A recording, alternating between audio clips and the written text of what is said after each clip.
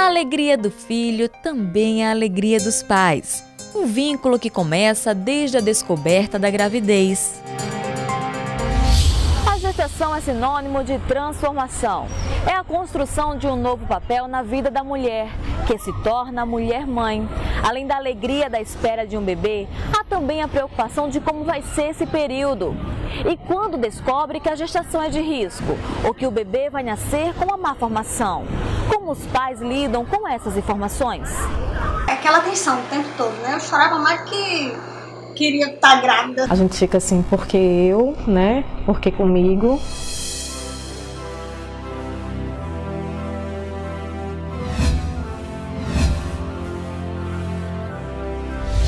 A descoberta da gravidez diante de uma doença autoimune, o diagnóstico de uma má formação. Duas realidades que apresentam um outro lado da maternidade. Josilene descobriu que tinha lúpus aos 10 anos de idade. Quando criança, vivia no hospital e, por causa disso, decidiu não ter filhos. O lúpus, ele infelizmente reage contra o organismo, né? De várias formas. E uma dessas formas é a gestação. O lúpus é uma doença autoimune. Essa doença, quando a gente diz autoimune, a gente está se referindo ao próprio. Então, os anticorpos da gente, eles atuam contra o nosso organismo, ao invés de defender a gente. Eles vão, então, se dirigir contra os tecidos, os órgãos, as articulações, enfim, e vão provocar inflamação nesses locais. Ao se casar, deixou o esposo Reinaldo ciente dessa decisão. E ele aceitou. Mas depois de 7 anos de casados, a paternidade despertou em Reinaldo. Ele sentiu que estava na hora de ser pai. Aí eu voltei para minha médica. Quando eu voltei para ela, eu perguntei novamente, né? Como é que era a situação, se eu tinha como. E ela disse assim, que era difícil, mas que se eu quisesse ter, tinha que ter todo um planejamento muito antecipado, mas mesmo assim com um risco muito grande. Por causa de um descuido no medicamento, ela descobre que está grávida. Passou tanta coisa na minha cabeça, eu botei pra chorar, falei com ele, me sentei aqui, morre de chorar, e agora, meu Deus, como vai ser? Tive que estar muito contido, não tinha como demonstrar demais minha preocupação, porque eu já sabia que ela estava preocupada demais. E eu sem acreditar, não me convenci, disse, não, tem alguma coisa errada, vou esperar. Aí esperei mais uma semana, quando foi na outra sexta-feira, eu fiz o exame de novo, aí confirmou. O coração se divide entre a alegria e a insegurança.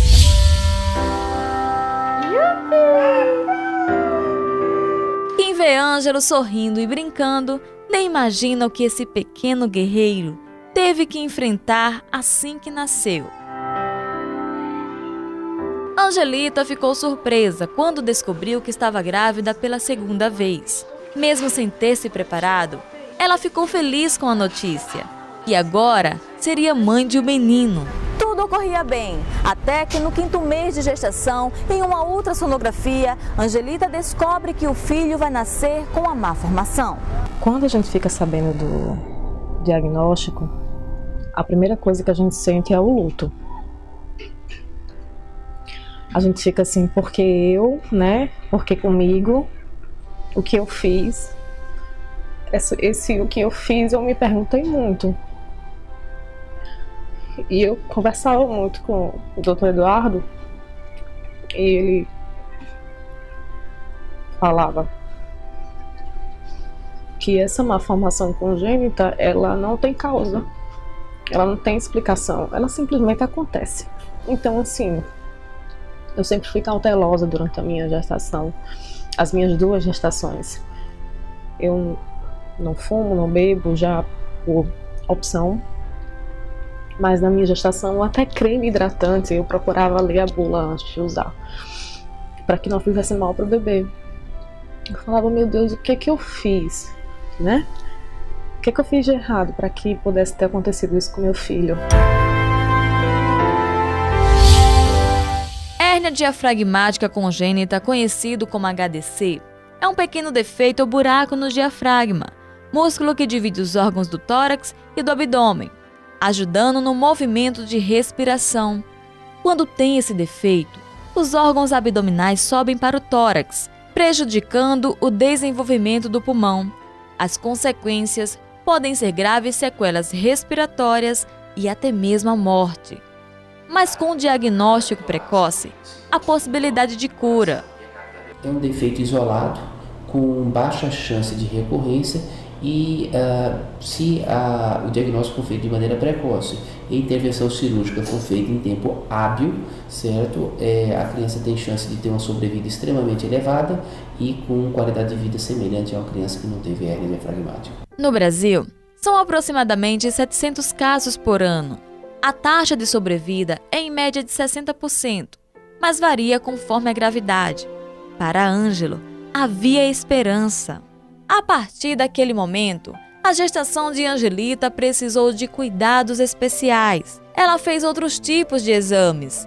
Enfrentou uma batalha não apenas física, mas também emocional. Não é fácil receber a notícia do diagnóstico de qualquer tipo de doença.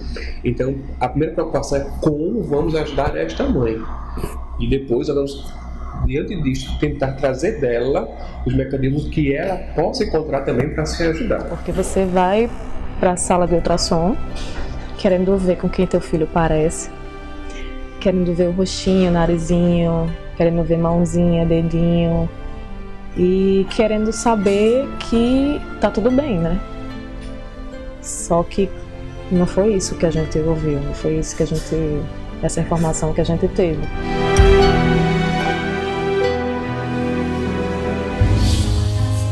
Enquanto Angelita busca informações, Josilene começa a fazer os exames do pré-natal. Com tantas preocupações, ela não aproveitou o começo da gravidez. Ela estava muito mais nervosa do que feliz. Aqui a gente teria que ter um cuidado especial, porque realmente era uma gravidez de alto risco. Doutora Maria Nerismar Dias é obstetra e ginecologista. Acompanha Josilene desde pequena.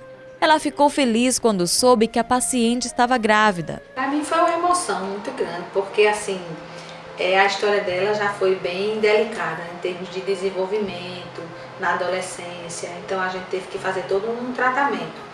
E era uma situação que a gente achava que nunca ia acontecer, e que quando aconteceu, assim, para mim foi quase que um milagre. A gravidez desenvolveu normal o tempo todo, a gente fazendo as medidas preventivas que a gente tem que fazer em relação ao desenvolvimento da gestação, que é essa injeção que ela toma, que é o Clexane, e que ela respondeu no começo com um pouco de resistência, mas depois ela viu que tinha realmente assim, um fundamento científico para que ela usasse, e ela aceitou usar.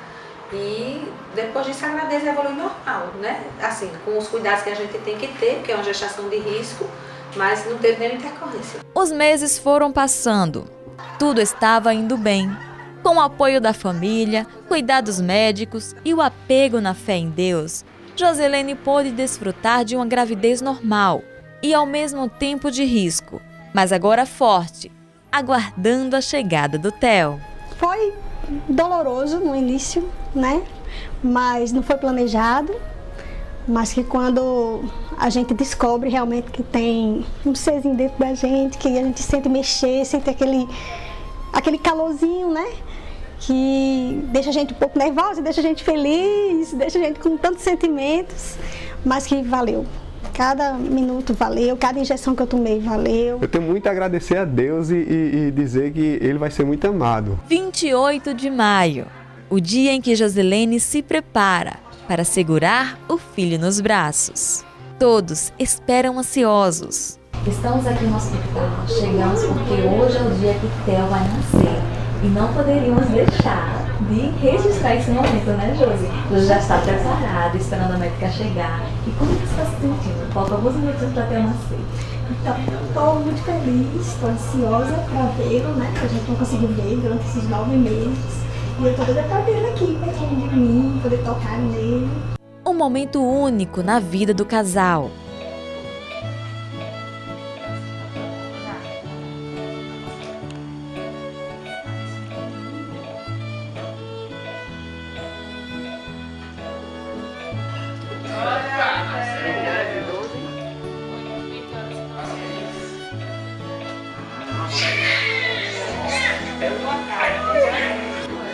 Theo nasce de parto cesáreo às 8h10 da noite, pesando 3,606 kg. com 50 centímetros, um bebê forte e saudável.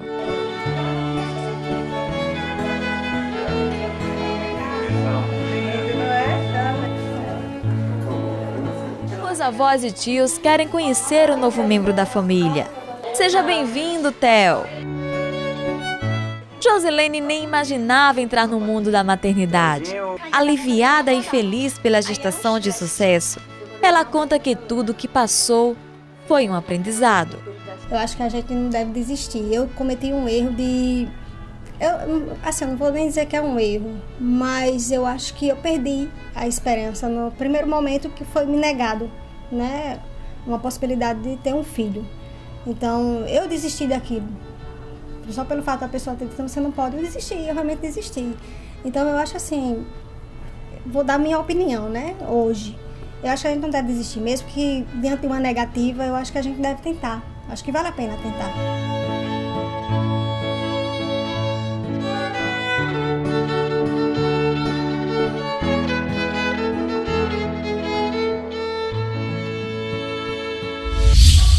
Depois de vivenciar a dor do diagnóstico, Angelita buscou o melhor tratamento para o filho, porque ele teria que fazer uma cirurgia para corrigir a má formação. Durante o pré-natal, a gente pesquisou opiniões, especialistas, a gente foi para Recife e assim, sempre impactava muito a questão da distância, a questão da insegurança. A gente tinha muito medo da estrutura hospitalar, que aqui ainda é muito prematuro, entendeu? E a gente tinha todas essas informações e eu não queria expor meu filho a uma tentativa. Eu não queria buscar uma tentativa para ele. Tinha que ser assertivo. Depois de muita pesquisa, Angelita e o esposo viajaram para o Rio de Janeiro. O parto foi em um hospital particular especializado em problemas de pulmão. Os avanços da medicina aumentaram a chance de vida de bebês com HDC. Ele teria que nascer num hospital de referência, onde as pessoas soubessem lidar com o caso dele e tivessem experiência com esse caso, que foi o que a gente buscou. E ele teria que ser entubado assim que nascesse. E devido a estar entubado, ele teria que ir direto para uma UTI, para ser estabilizado a princípio, porque o bebezinho, quando ele nasce, ele precisa respirar sozinho, ele precisa viver sozinho, ele precisa fazer todas as funções dele sozinho, que antes ele fazia com a mãe, pelo cordão umbilical. E ele não ia conseguir fazer essas funções sozinho, por conta da má formação. Por isso que ele precisava ter esse suporte, ele não podia nascer num hospital qualquer. Ângelo nasceu no dia 7 de junho de 2016. Diferentemente dos outros bebês que vão para o colo da mãe ou para o berçário, Ângelo foi para a UTI neonatal. O pequeno guerreiro iria enfrentar mais uma batalha. É estranho você ver seu filho dentro de um vidro e uma portinha para você segurar na mãozinha dele. E às vezes eu ia pegar na mãozinha dele e ele recolhia a mãozinha. Porque furavam muito, sabe? Pegavam muito a veia. E assim, quando ele veio pra mim a primeira vez, eu tinha... Era uma mistura assim de amor com medo, com insegurança, porque ele não podia ser manipulado, né? Ele não podia ser mexido muito. Então eu só consegui pegar nele quando ele foi estubado, quando tiraram um tubo. E ele estava bem estável. Então assim, ele veio mamar no meu colo, mas por sonda. Então ele tinha que mamar a alimentação dele de 20 ml, né? Começou com 5, aí passou para 10, 15, 20 ml e entrava em meia hora numa seringa. Então assim, eu não podia mexer o braço. E eu ficava, meu Deus, cheio de fio, cheio de tubo, de eletrodo. E eu cheirava ele assim e eu dizia, meu Deus, eu só conseguia sentir o cheiro de hospital, não conseguia sentir o cheiro do meu filho. 4 dias após o parto, o momento mais esperado, a cirurgia de Ângelo. O caso de Ângelo chamou a atenção da imprensa no Rio de Janeiro. A cirurgia foi gravada pelo programa RJ no Ar, com selo de exclusivo. Um bebê nasce com uma má formação congênita e tem poucas chances de sobreviver. Mas uma técnica salvadora pode mudar o destino desta criança. A cirurgia foi realizada por meio de uma técnica menos invasiva, feita com pequenos furinhos e com a ajuda de vídeos. O procedimento é raro no Brasil. Essas crianças nascem, são colocadas em ventilação mecânica assistida e são tratadas durante 3 a 5 dias, inclusive para se reconhecer o grau de desenvolvimento pulmonar que cada um delas tem. E a partir daí, elas estando estabilizadas do ponto de vista clínico, elas são submetidas à correção cirúrgica, que é exatamente nesse período entre 3 e 5 dias. O sucesso da cirurgia. Agora o sentimento é felicidade e alívio, como se Ângelo nascesse de novo. Dia 30 de junho de 2016, o dia em que o pequeno guerreiro saiu da UTI para uma vida totalmente restaurada.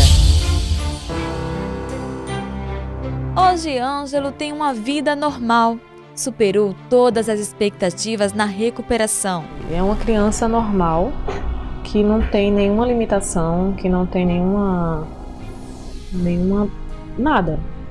Corresponde perfeitamente. É sapeca, é inteligente, já mostra um pouco da sua personalidade, né? É muito amoroso. Todos os dias eu agradeço a Deus. Eu olho para ele, eu olho para o desenvolvimento dele, eu olho para as mínimas coisas, né, que ele faz, que talvez uma mãe olhe e seja normal. Para mim é sublime, assim, sublime.